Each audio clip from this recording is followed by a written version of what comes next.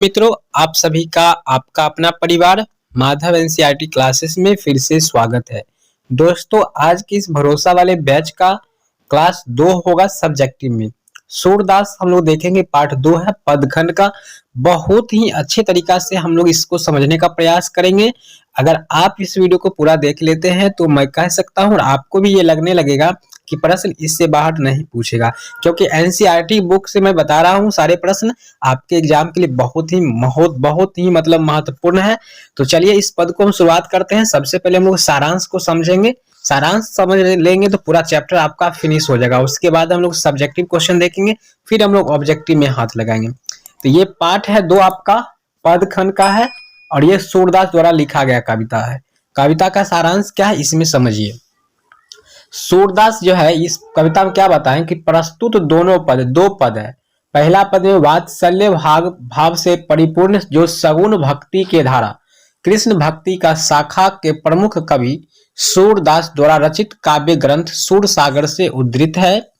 इन पदों में कवि का काव्य और कला से संबंधित विशिष्ट प्रतिभा की अपूर्व झलक मिलती है। दोस्तों, आपको हम बात कर लेते हैं कि ये भक्ति सगुण धारा के भक्ति के कवि थे सूरदास।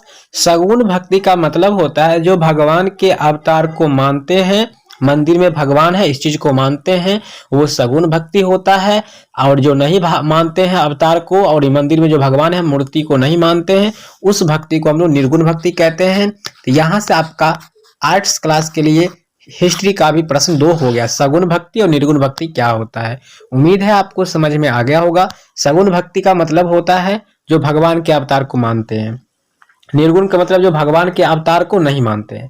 तो चलिए, सूरदास के प्रथम पद में जो बात किया गया है वो भगवान कृष्ण से रिलेटेड है।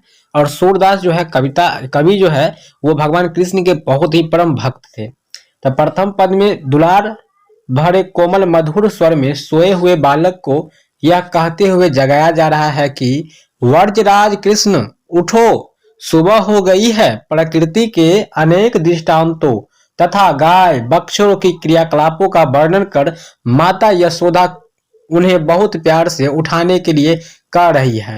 यानी भगवान कृष्ण जब सोए हुए हैं, बच्चपन की बात है, यशोदा जी उनको बड़ा कोमल प्यार से स्वर से उठाते हुए बोलते हैं कि उठो व्रजराज कृष्ण, सुबह हो गई।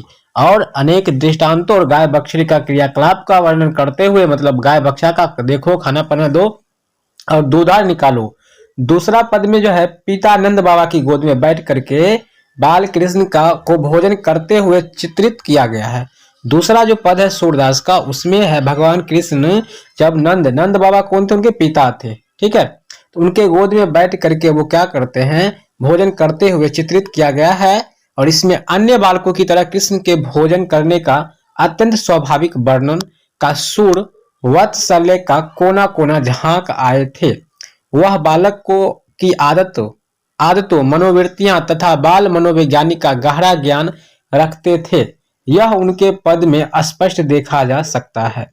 बच्चों के भोजन करने, कुछ खाने, कुछ गिरने, कुछ माता पिता को खिलाने, खाते खाते शरीर पर गिरा लेने आदि के इन सुपरिचित दृश्य और सब प्रसंगों में कवि हृदय का ऐसा योग है कि यह प्रसंग अमिट बन गया है। इतना अच्छा लाइन इसमें बताए हैं कि बहुत बड़ा अमिट और यादगार की पल बन जाता है ये। तो इस प्रकार से आपका सारांश जो है 2 पद में समाप्त हो गया है। पहला जो क्वेश्चन आपका सब्जेक्टिव में पूछा जाएगा। दोस्तों, हम आप लोग को रिक्वेस्ट करके बार बार बोलते हैं कि अगर आप अच्छी तरह से तैयारी कर रहे हैं और हिंदी में खासकर चाहते हैं 100 में 100 अंक लाना, तो आप यहाँ पे ज्वाइन हो जाइए। टेलीग्राम और व्हाट्सएप ग्रुप तो निश्चित ज्वाइन हुए, जिसका लिंक डिस्क्रिप्शन में होगा। फ्री में पीडीएफ वहां पर दिया जा रहा है। वहां लगभग 50 से ऊपर बच्चे हैं। कल परसों ही हमने ग्रुप बनाए हैं और नया ग्रुप है, पीडीएफ वाला ग्रुप कल परसों ही बना है। उसमें पीडीएफ डेली मिल रहा है आपका, तो वहां पे आप लोग जरूर ज्वाइन होइए। डेली आपका पीडीएफ वहां पे मिलता रहेगा। क्लास इन हुआ आपको पीडीएफ वहां पे मिल जाएगा। तो पहला जो है क्वेश्चन, प्रथम पद में किस रस की व्यंजना हुई है। दोस्तों, किस रस की व्यंजना हुई उस बात को समझते हैं। एनसीईआरटी हिंदी है 100 मार्क्स का। सूरदास रचित प्रथम पद में वात्सल्य रस की व्यंजना हुई है। वात्सल्य रस के पदों की विशेषता यह है कि पाठक जीवन की नीरस और जटिल समस्याओं को भूलकर उनमें तन्मय और विभोर हो उठता है। प्रथम पद में दुलार भरे कोमल मधुर स्वर में सोए हुए बाल कृष्ण को भोर होने की सूचना देते हुए जगाया जा रहा है। तो आपने ऊपर में ही पढ़े हैं कि प्रथम जो पद में भगवान कृष्ण ब्रज राज कृष्ण को उठाते हैं मम्मी दुलार प्यार से, और गाय बछड़े की क्रियाकलापों का वर्णन करते हुए उठाते हैं। तो अभी हमने ऊपर में ही आपको पढ़ाए थे। अब है दूसरा, गाय किस ओर दौड़ पड़ी। देखिए गाय किस ओर दौड़ पड़ते हैं, जब भगवान कृष्ण जंगल में गाय चराने जाते हैं तो गाय किस ओर दौड़ पड़ते हैं, इसके बारे में बताते हैं। उत्तर है भोर हो गई है। दुलार भरे कोमल मधुर स्वर में बालक कृष्ण को भोर होने का संकेत देते हुए जगाया जा रहा है। और प्रथम पद में भोर होने के संकेत दिए हैं कि कमल के फूल खिल उठे हैं, पक्षीगण शोर मचा रहे हैं। गाय, यहां से देखिए, गाय अपनी गौशालाओं से अपने बछड़ों की ओर दूध पिलाने के लिए दौड़ पड़ी है। तो ये गाय कहाँ दौड़ पड़ी है, तो बछड़ों को दूध पिलाने के लिए। जब भोर होता है तो गाय जो है अपने बच्चे को दूध पिलाने के लिए दौड़ पड़ते हैं, और इसलिए माँ यशोदा कृष्ण को जगाते हुए ये सारी बात बोलते हैं। तीसरा प्रश्न जो है वो है आपका, प्रथम पद की भावार्थ अपने शब्दों में लिखें। प्रथम पद जो कहा है, जो अपने मन से उसका भाव लिखना, क्या भाव उससे उत्पन्न होता है। तो ये आप जरूरी नहीं है कि यहाँ से रटिए, अपना मन से भी समझ करके बना सकते हैं उत्तर और लिख सकते हैं। प्रथम पद में विषय वस्तु का चयन, चित्रण, भाषा शैली व संगीत आदि गुणों का प्रकर्ष दिखाई पड़ता है। इस पद में दुलार भरे कोमल स्वर में सोए हुए बालक कृष्ण को भोर होने की बात कह हुए जगाया जा रहा है।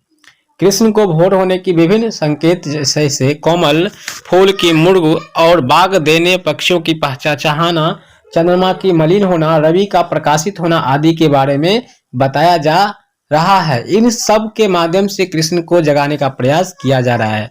कृष्ण को जगाने के बारे में पक्षी बोलने लगा है, उठ जाओ बउआ, गाय बछड़ा दूध पिलाने के लिए भाग रहा है, उठ जाओ बउआ करके माँ जो है जगा रहे हैं। जैसे आप लोग आलसी के रूप में पढ़ते समय सो जाते हैं और सोते समय पढ़ने लगते हैं और फिर आप सो जाते हैं, तो ऐसे ही नहीं करना है। कबीर जी की उल्टाबानी नहीं करना है। घर सूखल अगना सूखल घर में पानी वाली बात नहीं करना है। कृष्ण खाते समय क्या क्या करते हैं, चलिए भगवान कृष्ण के बारे में जानते हैं, वो खाते वक्त क्या क्या करते हैं। बालक कृष्ण अपने बाल सुलभ, देखिए वो क्या गिराते उड़ाते हैं, हम जानों को गिरा देते हैं, ऊपर हम लोग पढ़े भी थे। भोजन करते समय कृष्ण कुछ खाते हैं और कुछ धरती पर गिरा देते हैं। उन्हें मना कर खिलाया जा रहा है। यशोदा माता यह सब देख कर पुलकित हो रही है, यानी थोड़ा गुस्सा हो रही है। विविध प्रकार की भोजन जैसे बड़े बेसन का बड़ा आदि अनगिनत प्रकार के व्यंजन है, बालक कृष्ण अपने हाथों में ले लेते हैं और कुछ खाते हैं, और जितनी इच्छा करती है उतनी खाते हैं, और जो स्वादिष्ट लगते हैं उसे ग्रहण करते हैं। और दोनों में रखी दही में विशेष रुचि लेते हैं। मिश्री मिलती दही तथा मक्खन को मुंह में डालते हुए उनकी शोभा का वर्णन नहीं किया जा सकता है। इस प्रकार कृष्ण खाते समय अपनी लीला से सबका मन मोह लेते हैं, और इस तरह से आप समझ ही सकते हैं कि जितने भी गोकुल की लड़कियां थी सबको इन्होंने मन मोह लिए थे। व्याख्या करने वाला प्रश्न है दोस्तों, ये 5 नंबर का प्रश्न आपसे पूछा जाता है, और कभी कभी 4 अंक का भी प्रश्न होता है। तो कहा गया है, कछुक खात कछु धरनी, गिरावत छवि निरखती नंद रजिया। देखिए मतलब कुछ खाते हैं कुछ गिराते हैं, इसके बारे में प्रस्तुत पंक्ति वात्सल्य रस के कवि सूरदास जी ने बालक कृष्ण के खाने की ढंग का अत्यंत स्वाभाविक एवं सजीव वर्णन किया है। पद ब्रज शैली में लिखा गया है। भाषा की अभिव्यक्ति काव्यात्मक में यह पद गय और लयात्मक प्रवाह से युक्त है, अतः यह पंक्ति काव्य सौंदर्य से परिपूर्ण है। इसमें वात्सल्य रस है। इसमें रूपक अलंकार का भी प्रयोग किया गया है। रूपक अलंकार का इसमें क्या किया गया है, प्रयोग किया गया है। दोस्तों अलंकार जो है महत्वपूर्ण है, इसको हम लोग एक अगले टॉपिक लेकर पढ़ेंगे जरूर। भोजन करी नंद अचमन लन्हे मांगत सुर जुठनिया। देखिए प्रस्तुत पंक्ति कहाँ से लिया गया उसके बारे में पहले आपको लिखना है, फिर पंक्ति के बारे में आपको समझाना। भोजन कुछ खाते हैं कुछ गिराते हैं, इसके बारे में बताया गया। तो यहाँ पर आंसर आपको है। उम्मीद करते हैं कि इतना दूर क्लास होने के बाद आपको बहुत कुछ समझ में आ गया होगा। अंतिम प्रश्न आपका ये है, 3 नंबर प्रश्न है कि आपुन खाक नंद मुख जावा चावत सो छवि कहत न बनिया।